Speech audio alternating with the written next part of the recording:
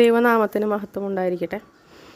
നമ്മളെല്ലാവരും നമ്മുടെ മക്കളെ പഠിപ്പിച്ച് വലിയ നിലയിലേക്ക് എത്തിക്കണം എന്ന് ഒത്തിരി സ്വപ്നം കാണുന്ന മാതാപിതാക്കളാണ്.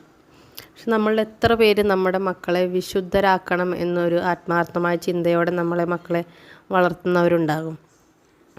വിരലിലെണ്ണാവുന്നവർ പോലും ചിലപ്പോൾ ഉണ്ടാവില്ലായിരിക്കും.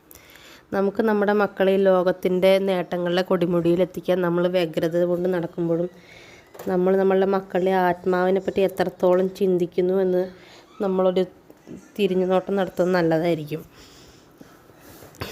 ദൈവം പഴയ നിയമത്തിൽ കൽപ്പിക്കുന്നുണ്ട്, നമ്മൾ അടുത്ത തലമുറയ്ക്ക് ദൈവം ചെയ്തു കൊടുത്ത വലിയ കാര്യങ്ങൾ പറഞ്ഞ് പഠിപ്പിക്കണമെന്ന് ദൈവം പഴയ നിയമത്തിൽ പറയുന്നുണ്ട്, കൃത്യമായിട്ട് പറയുന്നുണ്ട്.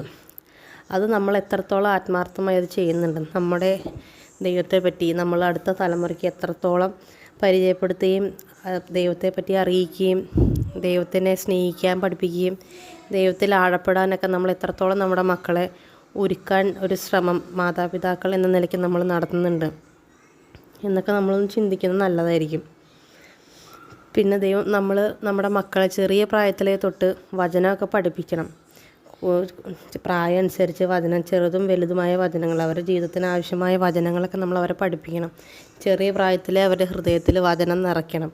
ഈ ഹൃദയത്തിൽ വചനം ഉണ്ടെങ്കിൽ ഒരു പരിധി വരെയൊക്കെ അവർ പാപത്തിലേക്ക് പോകാൻ ചെല്ലുമ്പോൾ ഈ വചനം അവരെ അതിൽ നിന്ന് പുറകോട്ട് പിൻവലിപ്പിക്കും. അപ്പം നമ്മൾ അവർക്ക് വേണ്ടി വചനമാകുന്ന നിക്ഷേപം അവരിലേക്ക് നമ്മൾ ചെറുതിലേ തൊട്ട് തന്നെ നിക്ഷേപിച്ച് കൊടുക്കണം. പിന്നെ നമുക്ക് മാതാപിതാക്കളെന്ന നിലയ്ക്ക് ചെയ്യാൻ പറ്റുന്ന നമ്മളുടേതായ കുറച്ച് ഡ്യൂട്ടി എന്ന് പറയുന്നത് അവർക്ക് വേണ്ടി ആത്മാർത്ഥമായി എന്നും പ്രാർത്ഥിക്കുക. പറ്റുവാണെങ്കിൽ ഒരു കൊന്തയെങ്കിലും നമ്മുടെ മക്കൾക്ക് വേണ്ടി ചൊല്ലി പ്രാർത്ഥിക്കാം. കാരണം ഇന്നത്തെ ലോകത്തിൻ്റെ അവസ്ഥ നമുക്കറിയാം. ഒരു മാനുഷികമായ ലെവലുള്ള സെക്യൂരിറ്റി കൊടുത്താലൊന്നും മതിയാവാത്ത തരം നിലയിലാണ് ഇന്നത്തെ ലോകം വളർന്നുകൊണ്ടിരിക്കുന്നത്. അപ്പോൾ നമ്മുടെ ദൈവത്തിൻ്റെ ശക്തമായ സംരക്ഷണം നമ്മുടെ മക്കൾക്കൊക്കെ വളരെ ആവശ്യമുള്ളൊരു കാലഘട്ടത്തിൽ കൂടെ നമ്മൾ പ്രത്യേകം കടന്നു പോകണം. അപ്പോൾ നമ്മുടെ മക്കൾക്ക് വേണ്ടി ആത്മാർത്ഥമായി പ്രാർത്ഥിക്കണം. പിന്നെ നമുക്ക് ചെയ്യാൻ പറ്റുന്ന മറ്റൊരു കാര്യം, അവരെ പറ്റുവാണെങ്കിൽ തലയിൽ കൈവച്ച് നമ്മളവരെ അനുഗ്രഹിച്ച് പ്രാർത്ഥിക്കണം. കാരണം മാതാപിതാക്കളുടെ അനുഗ്രഹം മക്കളുടെ കുടുംബത്തിനൊരു ബലമാണ്, വലിയൊരു എന്താ പറയട്ടെ, അവരുടെ ഭാവി തലമുറയ്ക്കും അവരിൽ നിന്നും വരുന്ന മറ്റ് തലമുറയ്ക്കുമൊക്കെ അതൊരു വലിയ അനുഗ്രഹമാണ്. മാതാപിതാക്കളുടെ അനുഗ്രഹം അവരെ തലയിൽ കൈവച്ച് പ്രാർത്ഥിക്കണം എന്നുള്ളത് നമ്മൾ ചെയ്യാൻ പറ്റിയാൽ അതൊരു വളരെ നല്ലൊരു കാര്യമായിരിക്കും.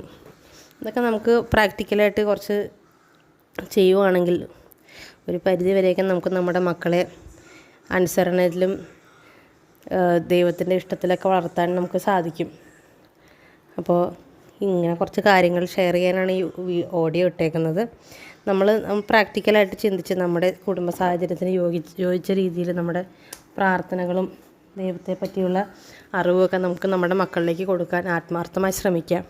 അതുപോലെ തന്നെ നമുക്ക് നമ്മുടെ ജീവിതം കൊണ്ടും തന്നെ ഒരു സാക്ഷ്യമായിട്ട് നമ്മുടെ മക്കളുടെ മുമ്പിൽ നമുക്ക് അവതരിപ്പിക്കാൻ പറ്റണം. അപ്പോൾ നമ്മുടെ പ്രാർത്ഥനയും നമ്മുടെ ജീവിത സാക്ഷ്യവും അവരുടെ സൈഡിൽ നിന്നുള്ള എഫേർട്ടും എല്ലാം കൂടെ ആകുമ്പോൾ ദൈവം നമ്മുടെ കുടുംബത്തെ അനുഗ്രഹിക്കും. നമ്മുടെ ഭാവി തലമുറ അനുഗ്രഹീതമായിരിക്കും. ദൈവം എല്ലാവരെയും സമൃദ്ധമായി അനുഗ്രഹിക്കട്ടെ. ആമേൻ.